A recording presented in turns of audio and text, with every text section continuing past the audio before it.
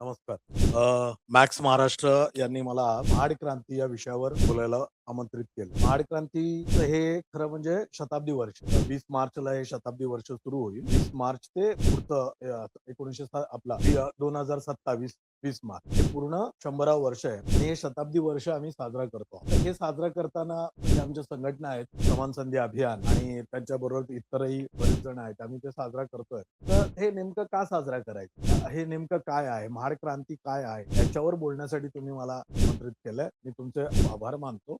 धन्यवाद त्यासाठी. तर विषयाला सुरुवात करताना मला असं वाटतं, की आपण महाड क्रांती याला आजपर्यंत म्हणजे आजवर गेली अनेक वर्ष आपण काय म्हणत आलो? तर चवदार तळ्याचं सत्याग्रह आणि लोकांमध्ये तर पाण्याचा सत्याग्रह, पाण्याचं हे केलं. पाण्यासाठी आपण म्हणजे पाण्यासाठी बाबासाहेबांनी सत्याग्रह केला. अनेक लोकं त्याला जलक्रांती म्हणतात. वेगवेगळ्या प्रकारचं त्याला नावं दिलेत. पण बेसिकली त्याला चवदार तळ्याचा सत्याग्रह किंवा असं आहे. वास्तविक ती एक क्रांती होती. ते कुठेतरी म्हणजे पाण्यासाठी आग्रह केला किंवा पाणी पिण्यासाठी बाबासाहेब तिथे गेले. डॉक्टर बाबासाहेब आंबेडकर तिथे गेले. तर त्यांनी ते पाणी प्राशन केलं आणि तो लढा पाण्यासाठी होता. तर म्हणजे हे पाण्यासाठी होताच याच्याबद्दल वाद नाही.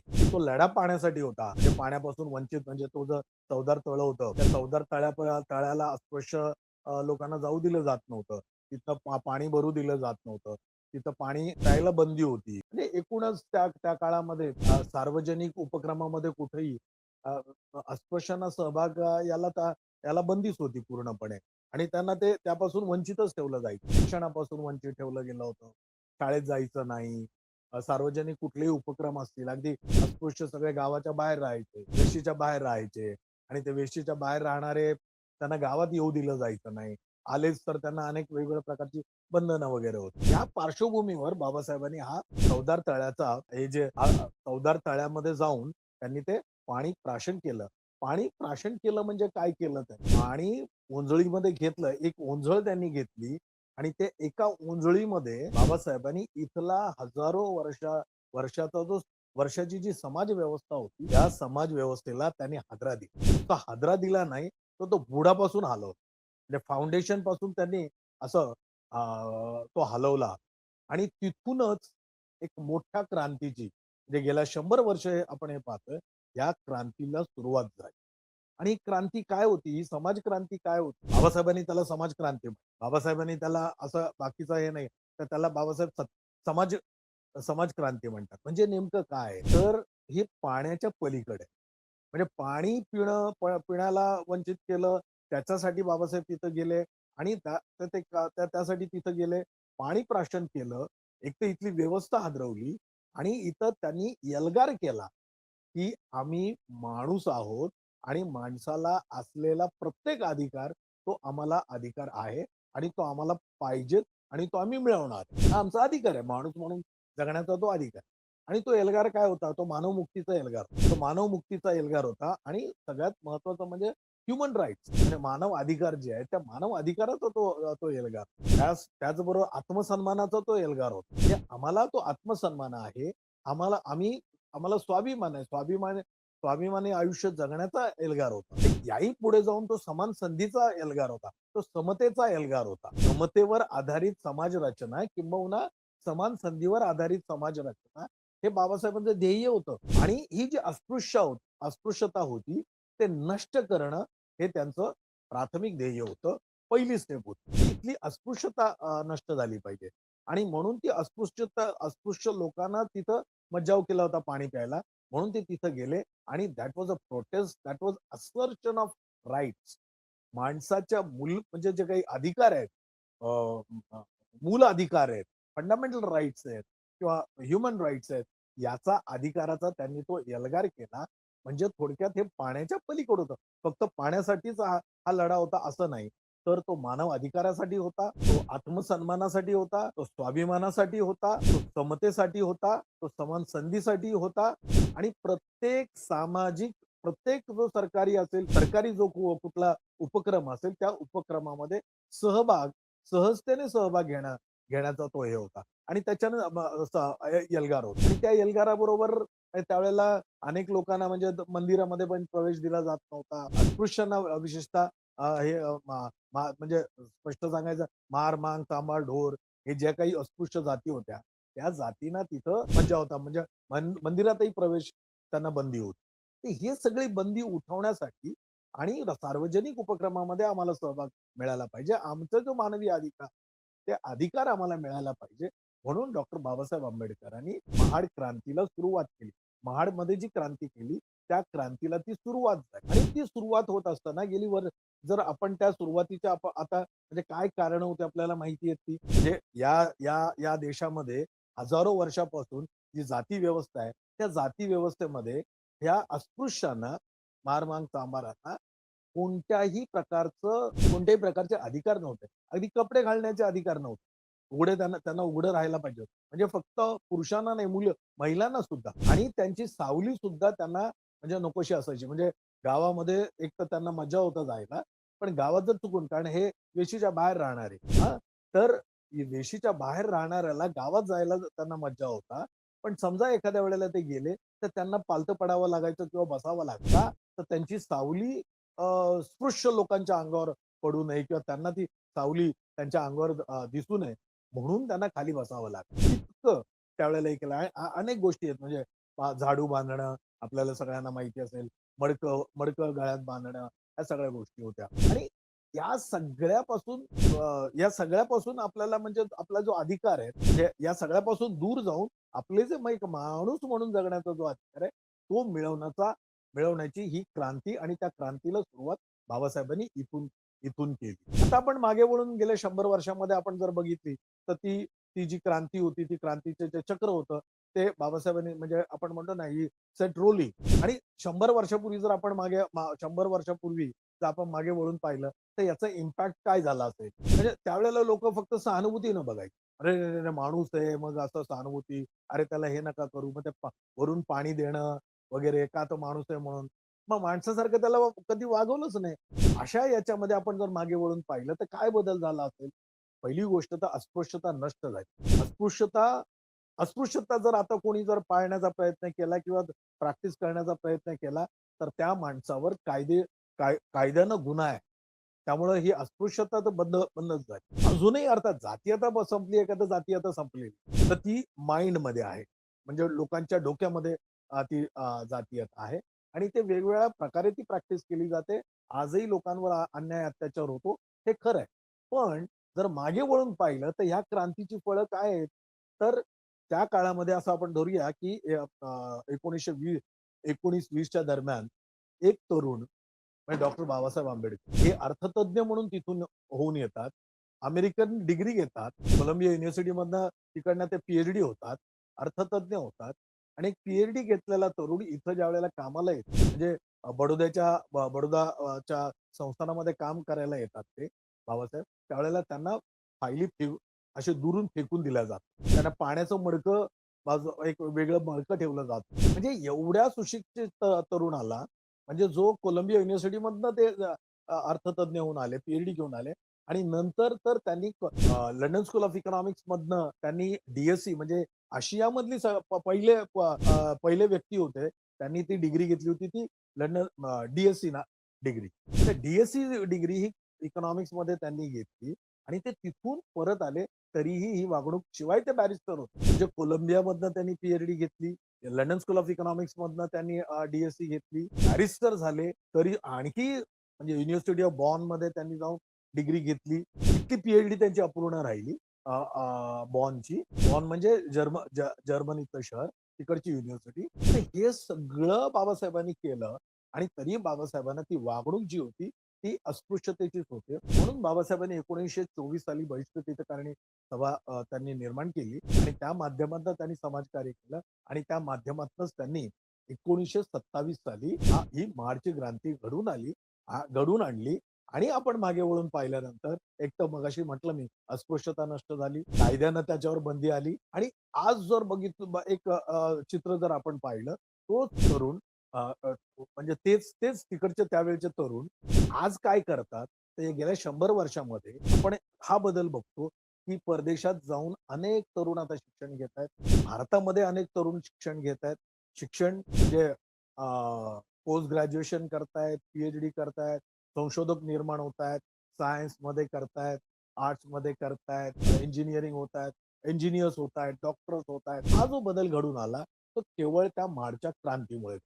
माडच्या क्रांती जी बाबासाहेबांनी केली, जी सुरुवात तिथून केली, ती क्रांती अजूनही खरं म्हणजे ती थांबलेली नाही ती माडची क्रांती. तर ती थांबली नसून तर आज जर कोणी असा म्हणजे त्याच्यातनं विषमतेने वागणूक देण्याचा प्रयत्न केला, तर त्याच्यावर कायद्याने गुन्हा आणि कायद्यानं आपण त्याच्यावर म्हणजे केस टाकू शकतो. जसे की अॅट्रॉसिटीज ॲक्ट सारख्या त्या जसे ॲक्ट आले, अॅट्रॉसिटी ॲक्ट सारखे आले, की संरक्षणासाठी म्हणजे हे जे अस्पृश्य होते, त्या अस्पृश्यांचं त्यांच्या संरक्षणासाठी अशा प्रकारचे वेगवेगळ्या प्रकारचे ॲक्ट्स आले, ज्याच्यातनं हे अर्थात सगळं चित्र चांगलं आहे का? तर नाही. अजून हे व्हायचंय का? ऑफकोर्स व्हायचं. म्हणजे जर आपण मागे वळून पाहिलं आणि तिथून आपण जर पाहिलं, तर आपण किती अंतर चाललोय? आपण प्रचंड मोठं अंतर म्हणजे अस्पृश्यता असताना म्हणजे अस्पृश्य होतो आणि त्याही पलीकडे जाऊन जे हे अस्पृश्य होते, ते आज शिकायला लागले. वेगवेगळ्या विद्यापीठामध्ये शिकतायत. लंडन स्कूल ऑफ इकॉनॉमिक्समध्ये शिकतायत. स्टॅनफोर्डमध्ये शिकतायत, हार्वर्डमध्ये शिकतायत. देशात म्हणजे जगातल्या उत्तम युनिव्हर्सिटीमध्ये शिकतायत. पण याचा अर्थ सगळ्याच बदल म्हणजे सगळ्याच समाजाचा म्हणजे विकास झालाय का? तर नाही. अजून खूप मोठा समाज आहे, जो अजूनही वंचित आहे. म्हणजे त्यांच्यासाठी आपल्याला हे काम म्हणजे ती क्रांती थांबली आहे का? तर नाही. मग ही क्रांती एवढी याचा जर आपण वेग पाहिला, तर तसं म्हटलं तर तो वेग खूप मोठा आहे. कारण 100 वर्षामध्ये एवढा मोठा समाज एक हाती म्हणजे बाबासाहेबांच्या एकट्याच्या प्रयत्नात एवढा मोठा समाज जो बदललाय. तर जगाच्या पाठीवर असं कुठलं उदाहरण आहे का? तर जगाच्या पाठीवर असं उदाहरण नाहीये, की एक हाती एवढा बदल घडवलेला आहे. एका देशामध्ये अत्यंत लुळा-पांगळा असा मागासलेला समाज, एक हाती तो एवढा बदल होणं, म्हणजे इतकं इतकं हे झालं, तर हा जो आमूलाग्र बदल झाला, हीच ती महाड क्रांतीमुळे घडलेलं आहे आणि त्याच्यानंतर बाबासाहेबांनी अनेक म्हणजे गोष्टी केल्या. म्हणजे 23 वर्षामध्ये आपण जर पाहिलं, तर बाबासाहेबांचं जे भाषण आहे, बाबासाहेबांचं जे महाडमधलं भाषण आहे, हां, 19 आणि 19 तारखेला त्यांनी केलेलं भाषण आणि 20 तारखेलाही काही त्यांनी मांडणी केलेली आहे. तर हे जे 19 तारखेचं भाषण आहे, हे त्यांनी रोड मॅप दिलाय. काय दिलं? तर लोकांना त्यांनी सांगितलं, तुमचा पोशाख बदला. अर्थात त्यावेळेला पोशाखच नव्हता. लंगोटी घालून फिरायचं. लंगोटीच घातलं जायचं किंवा पंचा होता गुडघ्यापर्यंत. शरीर उघडच होतं. महिलांचं एक वेगळ्या प्रकारे लुगडी नेसण्याची ग्रामीण भागामध्ये लुगडी नेसायची एक पद्धत होती. म्हणजे महार, चांभार आणि ढोर आणि ह्या ज्या अस्पृश्य जाती आहेत, यांचं लुगडी नेसणं सुद्धा एक वेगळा ढंग होता. वेगळ्या प्रकारचं होतं. बाबासाहेबांनी सांगितलं, "आता हे बंद करा." बाबासाहेबांनी सांगितलं, "ग्रामीण भाषाही बंद करा. आता तुम्हाला शुद्ध शुद्ध भाषेत बोललं पाहिजे. शुद्ध भाषेत बोललं पाहिजे म्हणजे त्या भाषणामध्ये शुद्ध भाषेत बोललं पाहिजे. तुम्हाला आता हा पोशाख बदलला पाहिजे. तुम्हाला शिक्षण घेतलं पाहिजे." आणि त्यावेळेला सांगितलं, की तुम्ही बोर्डिंग्ज बांधल्या पाहिजेत आणि त्यावेळेला त्यांनी अनाउन्स केलं, की मी आता पनवेलला म्हणजे ठाणे आणि कुलाबा त्यावेळेचा तो रायगड जिल्हा जो आता आहे, तो कुलाबा जिल्हा होता. ठाणे आणि कुलाबा इथल्या लोकांसाठी राहण्यासाठी म्हणजे विद्यार्थ्यांना शिकण्यासाठी बोर्डिंग त्यांनी पनवेलला बोर्डिंग बांधायची होती. हे त्यांनी जाहीर केलं. त्या क्रांती दिनी. क्रांतीचा जो दिवस होता, त्या दिवशी त्यांनी ते जाहीर केलं, की आपण आता बोर्डिंग्ज बांधल्या पाहिजे. आपण शक्य झालं तर शाळा, कॉलेज बांधलं पाहिजे आणि आपल्या मुलांना आता आपण शिकवलं पाहिजे. हा त्यांचा मुख्य संदेश होता. रोजगारासाठी प्रयत्न केला पाहिजे. रोजगारासाठीच नाही, तर त्यांनी म्हणजे या समाजामधनं उद्योजक निर्माण व्हायला पाहिजे. तर वेगवेगळे कोणते उद्योग आपण करू शकतो. त्या उद्योगांबद्दल त्यांनी माहिती दिली. उद्योगांबद्दल माहिती दिली. शेती करण्याचं सांगितलं. आता त्यावेळेला बाबासाहेब म्हणाले, की "ठीक आहे, तुमच्याकडे शेती नसेल आत्ता. शेती फारशी नसेल. पण सरकारी जी जमीन आहे, जी पडीक पडलेली जमीन असेल, तिथं तुम्ही जा, तुम्ही शेती करू शकता." अशा अनेक प्रकारच्या म्हणजे तो जो रोड मॅप दिला, तर त्यांनी हा रोड मॅप दिला, की आता तुम्ही अस्पृश्य लोक जे वागतात, तुमचा जो पोशाख आहे, तुमचं खाणं आहे, त्यांचं जे म्हणजे त्यावेळेला काय खाल्लं जायचं? तो ढोराचं मांस खाल्लं जायचं. मेलेलं ढोराचं मांस खाल्लं जायचं. हां, बाबासाहेबांनी सांगितलं, की आता मेलेल्या ढोराचं मांस खाणं बंद करा. उपाशी राहिलं तरी चालेल, पण आता अ, हे तुकडे मागून खाऊ नका. म्हणजे त्यावेळेला एक साधारणपणे कुठलंही काम केलं, की शिळ्या भाकरी शिळ्या भाकरी दिल्या जायच्या. तर ह्या शिळ्या भाकऱ्या तुम्हाला कामाच्या बदल्यात जे मिळतात, ते तुम्ही ते बंद करा. शिळ्या भाकरी खाणं बंद करा. शिळं अन्न खाणं बंद करा.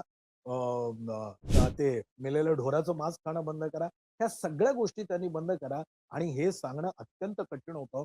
कारण त्याच्याशिवाय त्यांना गत्यंतर नव्हतं, परवडत नव्हतं. म्हणजे हे मागून खाल्ल्याशिवाय त्यांना जमत नव्हतं. पण लोकांनी ते केलं. महत्वाचं म्हणजे बाबासाहेबांच्या सांगण्यावरून हे लोकांनी केलं आणि याचं म्हणजे लुगडी वेगळ्या प्रकारची नेसायचं मी तुम्हाला मगाशी सांगितलं ना, त्याही वेळेला सांगितलं आणि लोकांनंतर म्हणतात, की माणगावला तर सांगितलं. माणगावला तर त्यांनी प्रात्यक्षिक दाखवलं स्टेजवरनं. पण इथं त्यांनी फक्त सांगितलं होतं आणि बाबासाहेबांच्या सांगण्याचा जो इम्पॅक्ट होता, तो इतका प्रचंड इम्पॅक्ट होता, की तिसऱ्या, चौथ्या, दुसऱ्या, तिसऱ्या दिवशी जेव्हा बाबासाहेब गावं फिरायला लागले, म्हणजे गावांना भेटी दिल्या, तिथल्या महारवाड्यांना भेटी दिल्या, त्यावेळेला चांभारवाड्याला भेटी दिल्या. त्यावेळेला त्यांनी एक पाहिलं, की त्या ज्या महिला होत्या, त्यांच्या सांगण्यावरून वेगळे लुगडं नेसण्याची पद्धतीनं लुगडी नेसली होती. त्यांचा म्हणजे पुरुषांचाही पोशाख बदलला होता. हा बाबासाहेबांनी पाहिलेला बदल हे बघून बाबासाहेब भारावलेले होते. इतका बदल झाला होता आणि हे जे मोटिव्हेशन आहे, एन मास मोटिव्हेशन आपण आजच्या मॉडर्न भाषेमध्ये आपण ज्याला आपण हे म्हणतो ना, की मोटिव्हेशन म्हणतो. मोटिव्हेट करणं. ह्या मोटिव्हेटर बाबासाहेब होते, की एन मास तिथं मोटिव्हेट झालं होतं. तर मोटिव्हेशनच्या बाबासाहेबांच्या गोष्टी तर खूप आहेत. पण म्हणजे त्यांच्यासाठी कसे म्हणजे जीवावर उदार होऊन त्यांचं संरक्षण करायला थांबले होते. मार्चच्या त्या क्रांती दिवशी काय झालं होतं, की लोकांना कळलं, की बाबासाहेबांना हल्ला होऊ शकतो. म्हणून मग लोक बाबासाहेबांच्या संरक्षणासाठी उभे राहिले. मग बाबासाहेबांनी सांगितलं, "नाही, तुम्ही इथे थांबू नका. तुम्ही आता आपापल्या गावाला जा. कारण इथं तुमची डोकी फुटलेली मला आवडणार नाही आणि म म म तुम्ही आता निघून जा इथं." तर लोक असे 1-1 किलोमीटर, 2-2 किलोमीटर दूर जाऊन थांबले. का? तर बाबासाहेबांना काही होता कामा बाबासाहेबांचं वय काय होतं त्यावेळेला 1927 ला 36 वर्षाचे होते. आणि हा इम्पॅक्ट बाबासाहेबांच्या भाषणाचा होता, की तिथले लोक म्हणजे जीवावर उधार झाले होते. बरं ते आले कसे होते? स्वतःच्या दशम्या म्हणजे स्वतःच्या भाकरी बांधून आले होते. जे काही भाकरी तुकडा जो काही असायचा तो घरून घेऊन आलेले होते. हां आणि चालत आले होते. 10-10, 20-20 किलोमीटर चालत आले होते. 3,000 लोकं तिथं जमले होते. ही किमया तिथं झाली आणि ही किमया जी त्यावेळेला घडली, त्याचाच जो आपल्याला म्हणजे तो परिणाम, तो इम्पॅक्ट म्हणतो. इम्पॅक्ट ऑफ धिस रिव्होल्यूशन जर आपण पाहिलं, की काय आहे तो इम्पॅक्ट? तो इम्पॅक्ट हा आहे, की आज तोच अस्पृश्य तरुण शिकलाय, परदेशामध्ये जातोय, इथल्या विविध विद्यापीठामध्ये जातोय, उच्च शिक्षण घेतोय, इंजिनिअर होतोय, डॉक्टर होतोय, वकील होतोय, जे बाबासाहेबांचं स्वप्न होतं, की माझ्या समाजातले एवढे वकील झाले पाहिजे, एवढे डॉक्टर झाले पाहिजे, एवढे त्यापैकी बऱ्यापैकी. पण मी पुन्हा नेहमी रायडर लावतो इथं, की पूर्ण झालंय का? पूर्ण समाज शिकलाय का? पूर्ण समाजाचा विकास झालाय का? तर नाही झालेला. तर तो निश्चितपणे होणार आहे आणि जर तो आपण 100 वर्षामध्ये इथपर्यंत आलोय, हां, तर आणखी निश्चितपणे वेळ लागेल. पण आपण आणखी बरंच पुढे जाणार आहोत ह्याच्याबद्दल वाद. आता ही जी समाज क्रांती आहे, ही समाज क्रांती बघा लक्षात घ्या, ह्या समाज क्रांतीचा समावेश कुठं आपल्या पाठ्यपुस्तकामध्ये आहे का? हा इतिहास आहे. ह्या समाज क्रांतीचा जो इतिहास आहे, तो कुठल्या पाठ्यपुस्तकात आहे का? तो उच्च शिक्षणामध्ये आहे का? तो प्रायमरीमध्ये आहे का? तो सेकंडरीमध्ये आहे का? तर नाही. कुठल्यातरी एखादी कविता आहे मराठीमध्ये, कुठलातरी एखादा मराठी पुस्तकामध्ये. पण इतिहास म्हणून शिकवलं जातं का? तर नाही. एक लक्षात घ्या, याच्याच एवढी मोठी क्रांती ही फ्रान्समध्ये घडली. ज्याला आपण फ्रेंच क्रांती म्हणून आणि या फ्रेंच क्रांतीचं आणि बाबासाहेबांच्या या महाड क्रांतीचं बरंच साम्य आहे. सिमिलॅरिटीज खूप आहेत.